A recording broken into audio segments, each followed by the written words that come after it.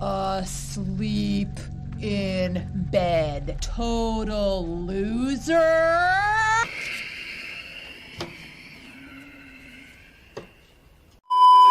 Well, as a bald guy, I can relate to Agatha All Along in one very specific way. Both of us seem to have lost something crucial and haven't quite figured out how to get it back. In my case, it's hair. In Agatha's case, it's apparently any sense of coherent storytelling. At least I don't try to cover mine up with CGI magic and diversity hires. Strap in, folks, because Agatha All Along just dropped, and oh boy, what a magical roller coaster it is. Except instead of thrills, it feels more like you're stuck in a slow-motion car crash, but with witches. What? So anyway, we pick up right where WandaVision left off, and just when we thought the MCU couldn't get more bloated, here comes Agatha Harkness, back from her nosy neighbor gig, and ready to reclaim her magical powers. And how does she do it? As a forensic detective. That's right, folks, Agatha's gone from casting spells to solving murder mysteries. You know, like every witch does in their spare time. She's trapped in some kind of crime show illusion, because apparently Wanda, in her infinite wisdom, decided the best way to torture a centuries-old witch is by making her a detective. It's like someone in the writer's room asked, "Hey, what if we took Law and Order and Sabrina the Teenage Witch and smashed them together?" And then everyone just nodded enthusiastically, because that's how you get greenlit in Hollywood these days. The things that you're roasting me for are the things that make me dangerous. I'm actually embarrassed for you. But wait, there's more. Agatha starts getting suspicious about her whole Agnes the Detective persona. The fact that your life feels like a cheap spin-off, or that the whole world around you is as fake as Marvel's CGI sunsets. Lucky for her, a side character, some teenager who looks like he wandered off the set of a CW show, shows up to start nudging her towards the truth. I guess that's all it takes now, just a couple of randoms showing up to say, "Hey, things feel off, don't they?" And boom, Agatha's like, "Oh yeah, I am a witch. Thanks for the heads up, random teenager." This kid, who probably hasn't even finished high school, somehow manages to break through Agatha's mental fog by pointing out inconsistencies in her reality. What's next? Is he going to help her solve her magical problems with TikTok advice? We knew that we were making something really special and really different. Maybe suggest she check her chakras or manifest her powers back? Come on, writers. Agatha's been around for centuries. You're telling me she's too dumb to realize something's off, but some kid who probably just got his driver's license can figure it out? Now the big twist here. The bombshell, as the writers would have you believe, is that Wanda Maximoff, aka Scarlet Witch, is dead. I guess we haven't seen Multiverse of Madness yet. And, of course, with Wanda out of the picture, Agatha's now the most powerful witch left standing, except, oh wait, she's actually lost her powers. Typical, right?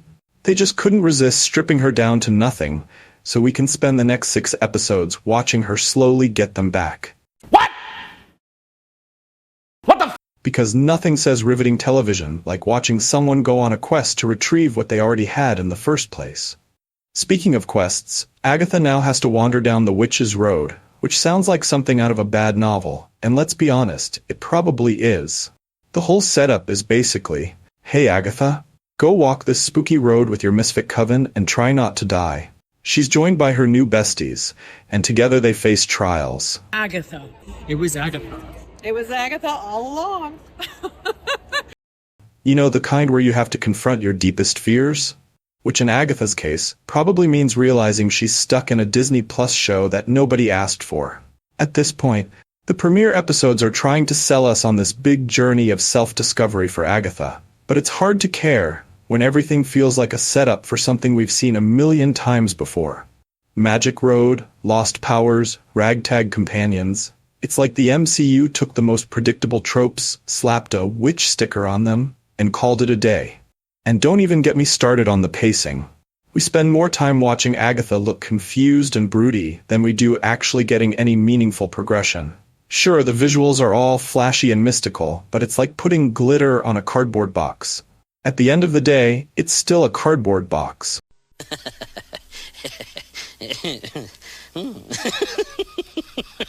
Yeah. A wise man once said, "You can't polish a turd, but you can roll it in glitter." I didn't say it, David Brent did from The Office.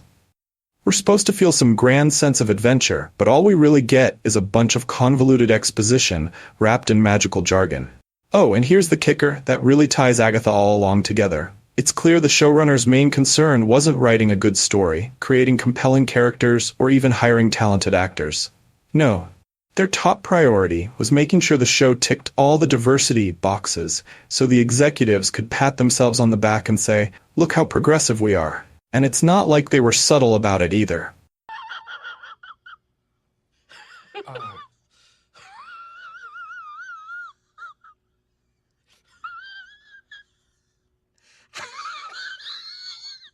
In interviews leading up to the show, the producers were practically tripping over themselves to emphasize just how diverse the cast was.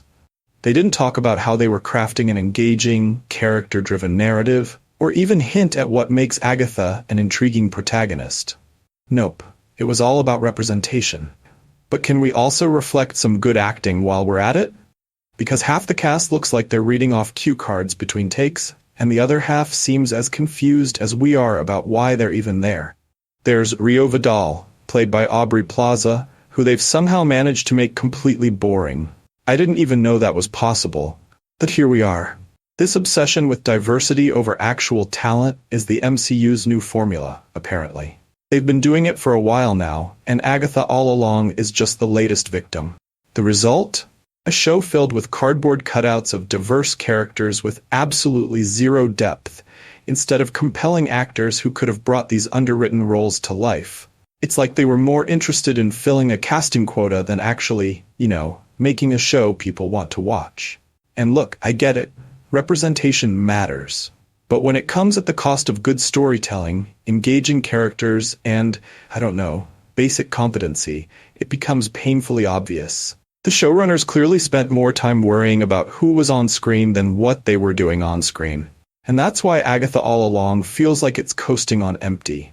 To wrap it up, Agatha All Along is like a leftover MCU casserole, reheated and served with a side of nostalgia and a sprinkle of what if. It's slow, it's predictable, and it's trying way too hard to be something special, when, deep down, it knows it's just filler until the next big Marvel event. But hey, maybe next episode will save it, right? And there you have it, Agatha All Along, a show so full of pointless subplots that even Agatha's magic can't put it back together. But, hey, at least it's diverse, right? Guess that's the real magic trick here, making us disappear before season 2. And that pretty much sums up Agatha All Along. No matter how much shiny CGI or diversity buzzwords they throw at it, underneath, it's still a mess that not even Wanda's magic could fix. That's it for today. Do something productive with your life than watching this mess.